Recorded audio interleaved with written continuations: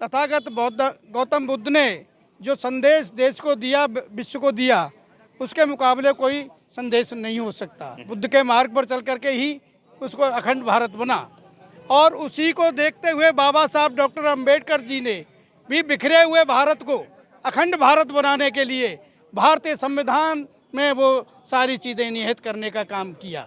जिस तरीके से महाबौद्ध विहार पर कब्जा किया है, उनको ये पता था कि भाई हम करेंगे जो हो जाएगा और आगे हमारे कोई करने वाला नहीं है। ये यहाँ बौद्ध धर्म का प्रचार होने वाला नहीं है, क्योंकि यहाँ की जो आबादी है, रहने वाली है, वो पूर्व से ही बौद्धिस्ट थी और बौद्ध है और बौद्ध रहेगी। इस आंदोलन में पूरे देश का अनुसूचित जाति, जनजाति और ओबीसी का आदमी पहले से ही बौद्ध समाज का व्यक्ति रहा है। देखिए, उस समय हमारे समाज को जिस तरीके से नीचा दिखाने का काम किया, हमारे अंतिम सम्राट बृहद्रथ को पुष्प शुंग ने जिस तरीके से छल और कपट के साथ में मारा और हमारे भिक्षुओं को यहाँ से कत्लेआम किया और जो साहित्य था उसको जलाने का काम इन्होंने किया। आज पूरा देश बौद्ध महाबौद्ध विहार को आज़ाद कराने के लिए SC, ST, OBC और बौद्ध तथागत बौद्ध सब लामबंद हो गए हैं। पूरा विश्व लामबंद है, इनके घुटने टिकने वाले हैं। ये आंदोलन लंबा चलेगा और बिल्कुल मेरे साथ है कांग्रेस नेता सूरजमल करदम साहब। एक सवाल इसमें ये उठता है, बोध गया के एक ब्राह्मण जो पुजारी हैं, उन्होंने कहा कि ये आंदोलन भारत में अम्बेडकरवादी जो बौद्धिस्ट हैं वो खड़ा कर रहे हैं, ना कि जो तथागत गौतम बुद्ध को मानने वाले। इसमें अंतर क्या है, आप बताइए। कांग्रेस नेता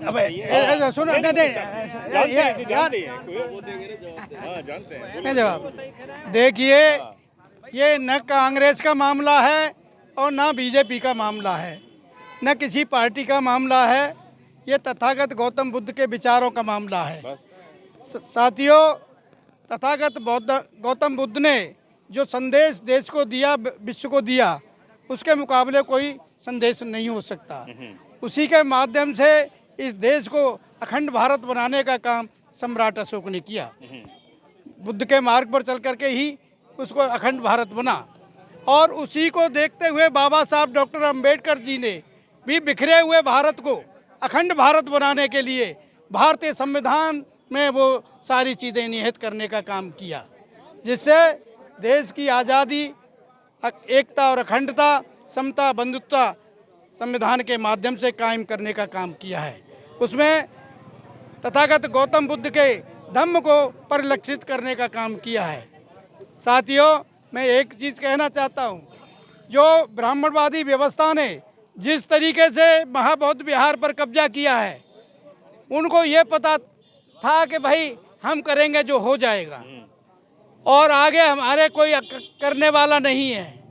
ये यहाँ बौद्ध धर्म का प्रचार होने वाला नहीं है, ये पुनरुत्थान होने वाला नहीं है, जबकि यहाँ की जो आबादी है, रहने वाली है, वो पूर्व से ही बौद्धिस्ट थी और बौद्ध है और बौद्ध रहेगी।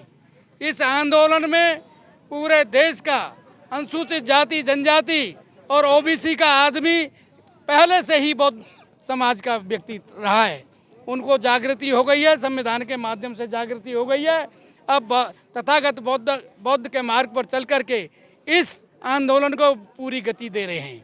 पुष्पमित्र शुंग का सीधे तौर पर हवाला देते हुए ब्राह्मण पुजारी ने कहा और चैलेंज कर रहे हैं वो आपको, क्या आपको लगता है कि वो फिर दोबारा से तारीख दोहराई जाएगी और आप यहाँ पर इकट्ठा होकर अपने अधिकार को पालेंगे? देखिए, उस समय हमारे समाज को जिस तरीके से नीचा दिखाने का काम किया, हमारे अंतिम सम्राट बृहद्रथ को पुष्प शुंग ने जिस तरीके से छल और कपट के साथ में मारा और हमारे भिक्षुओं को यहाँ से कत्लेआम किया और जो साहित्य था उसको जलाने का काम इन्होंने किया। भगवान बुद्ध के जो धम्म हैं उसको मिटाने का यहाँ से प्रयास किया, मूर्तियों को ढकने का काम किया, मूर्तियों को तोड़ने का काम किया, बुद्ध स्तूपों को तोड़ने का काम किया, बुद्ध विहारों पर कब्जा करने का काम किया।